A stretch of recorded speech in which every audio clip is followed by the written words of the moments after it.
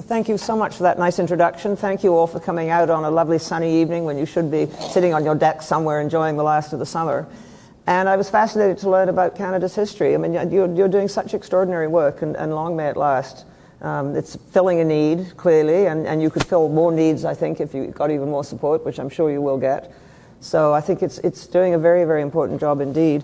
I want to talk a bit about history, not surprisingly, and I was saying to someone earlier on, one of the nicest things I can do is talk to people who are themselves interested in history. So I don't have to persuade you, I think, that history is important and not just a boring subject. I remember once when I was teaching at the university formerly known as Ryerson, that one of my students said to me, it must be so easy to teach history because you just can say the same things every year. And I said, well, actually it changes. And it changes depending on who you are, where you're standing, what has also happened in the world, which of course keeps it eternally interesting, I think. And I think we always, all of us, I think, are finding new parts of history that we like and are interested in and want to know more about. You never run out of subjects if you impossible. So why do I think history is so important? I think it is important because it helps us to understand others. And it also, I think, very importantly helps us to understand ourselves. Because we are all, as groups of people, just as individuals are, produced by our own pasts. What has happened to us, what worlds we've grown up in, what experiences we've had, what disappointments we've had, what successes we've had, whether we're an individual or a group of people or a nation, I think, have helped to shape us into what we are. And so to understand what others have come through, what it is they remember, is, I think, to understand a very important part of them. Of course, we need to understand the sociology. We need to understand the demographics. We need to understand what geography has mattered to different groups of people. But I think understanding the history is a way into understanding those we're dealing with. And so one of the things I think we've all been reflecting on recently is that we should have been paying more attention to Putin's history and his view of history. I was on a very interesting seminar, a Zoom seminar about 6 months ago, with Fiona Hill, who was for her pains, the advisor on Russia in the White House, the Trump White House. And she had some wonderful stories about that, which she said we mustn't tell anyone else. Of course, we all rushed out and told everyone else. She was dealing, I think, with a president who didn't have the slightest interest in learning anything about those he was dealing with. And she said they had tried to give President Trump 1 page as information about, for example, North Korea, which he wouldn't read. And so she said it was sometimes very frustrating. But what she said, and what I really remember, apart from the revelations about the ways in which President Trump behaved, was that we had to understand, she is a Russian expert, and that was her career before she went to the White House and to the National Security Council. She said, Trump's vision of history is different from the Western vision, and he's thinking in different centuries. He's thinking back further than most Western statesmen are thinking back. He is thinking back, and I think she believes that he means it, and I think the evidence is he probably does. He's thinking back to the foundations of what became Russia. He's thinking back to Kiev, or Kiev as the Russians would call it, where the Russian people's sense of themselves was initially born. Kievan Rus was, for many Russians, the birthplace of what later on became the state of Muscovy and then became the Russia of today. And he is comparing himself with those great leaders of the past, and he's comparing himself and thinking constantly of those who increased the strength of Russia, who expanded its borders. And so he thinks of Ivan the Terrible, he thinks of Peter the Great, he thinks of Catherine the Great, and this is the frame of history in which he's thinking. And so for him, what has happened to Russia since the end of the Cold War has been a falling away from the glories of the past, and I think he's very much concerned to recreate those glories. And I think none of us in the West, or very few of us, took that history seriously enough. We thought he was probably just saying it. The summer before he invaded Ukraine, he wrote a very long essay called, I think it's called The Spiritual Unity in English, The Spiritual Unity of Russians and Ukrainians, in which he argues that there has always been something called the Russian people, and there has basically never been something called the Ukrainian people, that Ukrainians are just Russians, and those who don't admit that they're Russians are denying their heritage, and that it is therefore essential that the peoples of Ukraine be part of this greater Russian grouping. It isn't, I would say, a very good essay, and if I were grading it, I probably would have given it a C- for trying. But it was, I think, a very important insight into his thinking. And I think most people just thought, well, he's just doing that. You know, he would say that. He likes to think of himself as something of an intellectual. I think it was actually, and Fiona Hill said this, and I was very impressed by this, I think it was actually a guide to what he was thinking and how he could not accept the independent existence of Ukraine. And I think still cannot accept it. You know, cannot accept that Ukrainians might have a different view. I mean, what's been interesting, you've probably noticed, is how the Russian official line on Ukraine has changed. But it's still, underneath that line is that Ukraine must and should be and always has been part of Russia. But the line has changed because initially it was the helpless Ukrainians who were really Russian, who had fallen into the hands of this drug-addled bunch of Nazis and anti-Semites in Kiev, and that he and the Russians were going to save them. And when the Ukrainian people made it quite clear that they didn't want to be saved, the Ukrainian people themselves have become Russians who've lost their way. And one of the things he has been doing in the occupied areas is bringing in school teachers and bringing in new textbooks to teach the little Ukrainian children that they're really Russian. And his spokesman is saying things like, it may take 30 years or more before we make Ukrainians understand who they really are. And so to understand that history of Putin's, I think, is to understand a very important part about him. And it is a history which at least enough Russians support, certainly those around him support. It is a view of the world. And I think, of course, if we look at some of the great conflicts in the world, to understand how those peoples engage them or seeing each other is absolutely critical to understanding them. I think we can't make sense of the conflict which has gone on for so long between Israelis and Palestinians without remembering how each of them see their history. And they share a history, of course, but they see it very differently. And so for Israelis, 1948 is the foundation of the State of Israel. It's a triumph. It's the culmination of a long and dreadful and deeply painful struggle to preserve the Jewish nation. And for the Palestinians, it's the Nakba, it's the catastrophe. And to understand that gap, I think, is to understand something of how difficult that conflict is and how difficult it will be to overcome those different perceptions. Same thing, I think, in the conflict between Protestants and Catholics in Northern Ireland. They have a different history, each of them. And again, I think we as outsiders and they as people involved in that conflict will understand better if they can understand the historical roots of it. But I think history is also useful in understanding ourselves, because every people tells itself stories about itself. Canadians tell ourselves stories about what a kindly and gentle and mostly nice people we are, which I think we probably are, but not always. And I think we need to recognize, as Bruce McCullough was saying earlier, we need to recognize the times when we haven't been so nice. We need to recognize the failings in our past. If we have a completely rosy view of what we're like, we're not going to be able to deal, I think, with some of the problems which we've inherited from the past. And so history for understanding, I think, is extremely important, for understanding others, for understanding ourselves, for understanding an issue. Sometimes, you know, I think we don't understand enough why a particular issue is a problem, and sometimes we can get it very badly wrong. Let me give you an example of this, which nearly caused a serious catastrophe in the Cold War, and that was at the end of the 1970s when Jimmy Carter was president. And things had been going fairly well between the Soviet Union and the United States. There had been several important arms deals. There'd been this period known as détente. There'd been more communication between the two superpowers with their vast nuclear arsenals. But things were going sour by the end of the 1970s. The Soviets were advancing in Africa. They were building a much bigger blue water navy, a navy that was capable of projecting Soviet power further around the world. And there was concern in the United States and among the Western allies about this.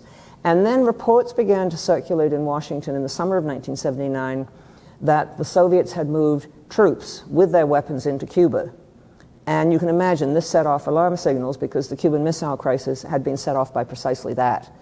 And part of the deal, which had ended the Cuban Missile Crisis in 1962 and possibly, I think, spared the world from a nuclear war between the two superpowers, part of the deal was that the Soviets would withdraw certain types of equipment. They'd withdraw the rockets, for example, that were capable of carrying nuclear bombs. They'd withdraw the aircraft that were capable of carrying nuclear bombs. They would withdraw a great deal of the military, both on land and in submarines and surface vessels that they had placed in Cuba. And that was part of the deal. And the Americans in return withdrew some of their missiles in Turkey, very close to the Soviet borders. And that had pretty much stuck. But reports begin to circulate in the summer of 1979 that the Soviets have suddenly started to move troops back in. What does this mean? Is this part of a general pattern of Soviet aggressiveness? Are they planning something? Is the United States going to have another crisis like the Cuban Missile Crisis? And reports of this, the Americans begin to send U-2 planes over to get photographs of what's going on. And yes, they see a military installation, they see troops on the ground, they see what looks like trucks, they see what looks like weapons. And some of these reports now begin to come out into the press. And at that point, the Soviets are getting worried too, because they actually haven't, as it turns out, moved troops into Cuba. And they wonder why the Americans are doing this. Are the Americans planning something? And when you have two adversaries who don't trust each other, you can see the potential for catastrophe.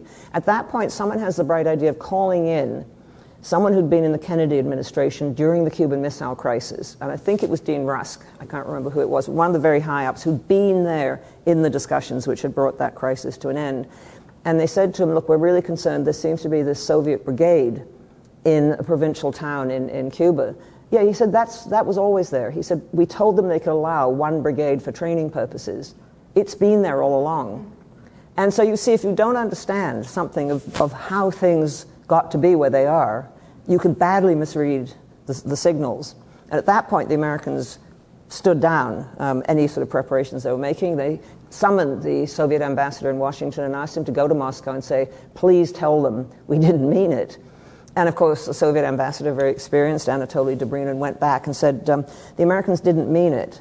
And he said he got a rather skeptical reply from people in the Kremlin who said, I'm sure they did, there's some deep plot here. So just to give you an example, but I think a one that could have led to real catastrophe, of how a failure to know the context and to know the history and to know how we got to a certain point, and again, a failure to understand others who are shaped by their history, can lead into very serious misunderstandings. What I think is also important about history, and I think we need to do, and again, I think the Ukrainian war has brought this home, I think, yet again, is we have to be able to challenge bad history. You know, history we like to think of as a force for good. It's a force of enlightenment. It's a way of helping us to know more about the world and get a better grasp of how we got from there to here, and how our institutions and how our values came to be what they are. But it can also be, as we know, be used for very evil purposes. It can be used to mobilize peoples against each other. A history can portray a particular people as always having been victimized by their neighbors, always having been in the right, and their neighbors as always determined to do them in. History, as we know, can be used to portray a better world. If you follow this cause, you will help to build a better world. We'll help to recover something of the past. So often, those who try and mobilize people talk about the past, a golden past. ISIS, Al-Qaeda did this. They talked about the golden age of Islam in the first 2 centuries after Muhammad, when all Muslims lived in unity before the unity of the Muslim world began to be splintered, and how that can be recovered. When the troubles began in Yugoslavia in the 1990s, after the end of the Cold War, the history became very important. The Serbian Academy of Arts and Sciences produced histories which argued that Serbians had always been in the right, and that Bosnian Muslims were not truly Slavs at all. They were descendants of Turks, or they were renegades who'd given up their own people and their own faith. And that helped, at least among Serbian nationalists, to demonize the Bosnian Muslims as not being truly part of their people, and therefore not being worthy of consideration, and therefore, in fact, being killed. And so bad histories, as we know, can mobilize peoples to do awful things. It can be a very powerful force. And so I think part of what we all do if we care about history, and we should be doing it in the universities, we should be doing it in the schools, we should be doing it in our discussions, we should be challenging bad history. It's not always easy. Historians are not very popular sometimes when they say, well, it didn't actually happen like that. But I think that's the sort of job that we have to do, because history, as I say, can be such a powerful and sometimes a very, very dangerous force. It also can be powerful because it can be used as a basis for claims. And again, I think we have to be able to challenge that. History, I think, is becoming perhaps even more important than in the past century as a basis for claims for territory, for example. In the 18th century, you could claim territory if you conquered it. If you hung on to it long enough, there'd usually be some sort of agreement that you could keep it. or territory would often be exchanged by dynastic marriages. The whole very rich state of Bombay in India came into the possession of the British because a British king married a Portuguese princess, and she brought it with her as her dowry. And so territory was parceled out, handed off between one autocratic society and another, autocratic government and another, without the locals being consulted. But as we became more aware of the rights of people as citizens, rather than subjects, as we became more aware and accepted the principle of self-determination, then it became illegitimate to take land by conquest. And certainly in the 20th century, certainly since 1945, there have been very few examples of land being taken by conquest and successfully maintained. When Saddam Hussein took Kuwait in the first Gulf War at the beginning of the 1990s, he was basically faced a coalition of powers who were determined to make him give Kuwait back. No one recognized that. And so I think we have lived in a world in which seizing territory by force, changing borders by force has not been accepted. And I think that's changing now. And I think the potential for more war is there and more conflict is there. Putin basically has been, not just in Ukraine, we should have again been paying more attention. Putin has been seizing territory back that he sees as properly Russian territory since the Soviet Union, since he came to power. And so he has seized parts of Georgia, he's seized parts of Chechnya, and he seized, of course, Ukraine, he seized Crimea, he's seized large chunks of Ukraine in 2014, and he's attempting now to seize, possibly, we don't entirely know what his goals are, he's attempting to seize the whole country. And so I think we have to be able to challenge those claims and say you have no right to take that territory, because he will use, and others will use history. Putin uses his history to say there's no Ukraine, it is properly Russian territory. And the Chinese made the same claim with Tibet.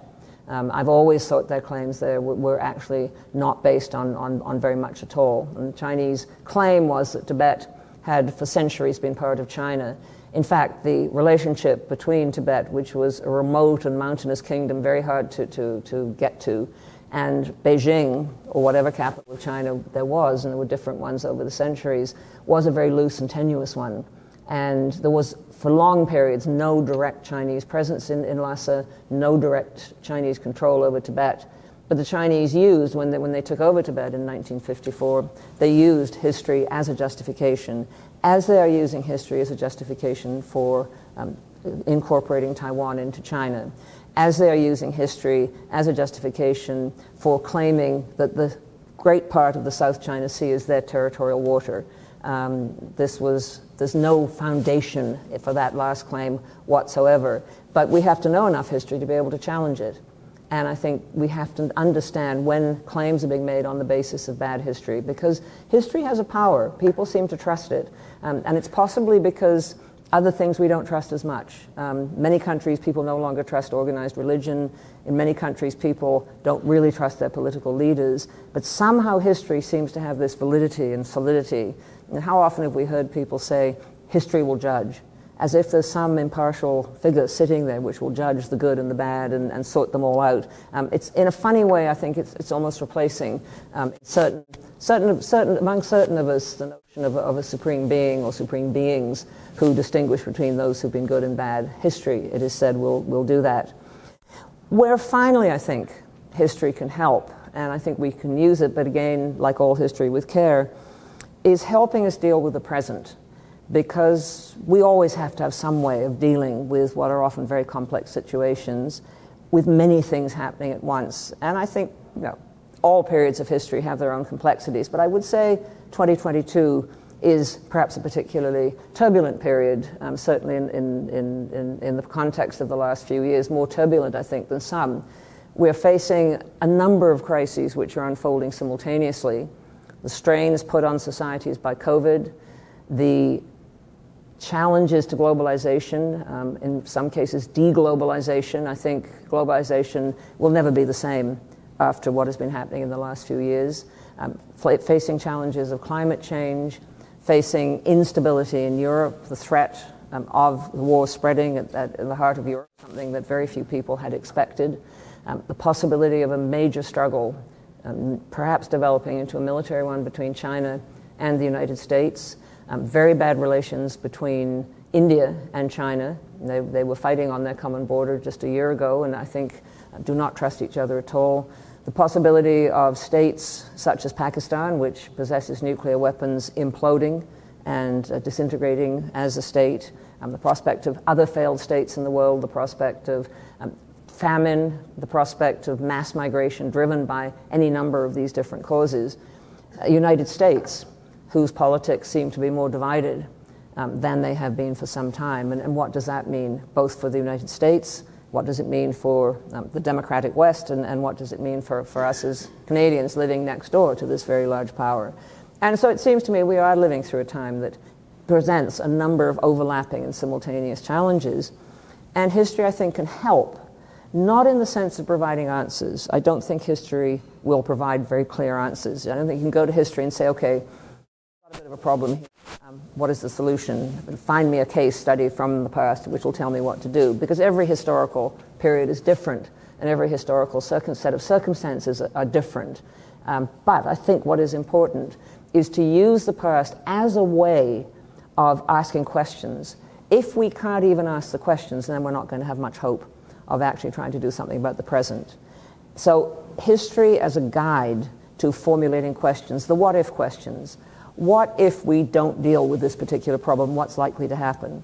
What if we don't deal with a debt crisis? What if we don't deal with inflated values of stocks? What happened in 1929? Is there anything there that we should be looking at that might give us some indication of what we might perhaps do now to avoid something like that? I think it was actually quite interesting that in the crisis of 2008, Ben Bernanke, who played such a part in trying to manage it, had done his doctoral thesis on the great crash of 1929. And so he had some sense of what happens when you get a bubble in stock markets and what happens when you get a sudden crash and what that can mean, and when people have overloaded themselves with debt. And so I think what history can do is help you to ask those what-if questions, and further to say, well, what if we do such and such? What is likely to happen? What would be a sensible policy? What would not be a sensible policy? Again, it won't give us clear answers, but if we can only begin to ask the questions, we at least have some hope of looking for the answers. And we often, I think, look for analogies. We look for similar situations in the past, which may at least give us some of that sort of guidance.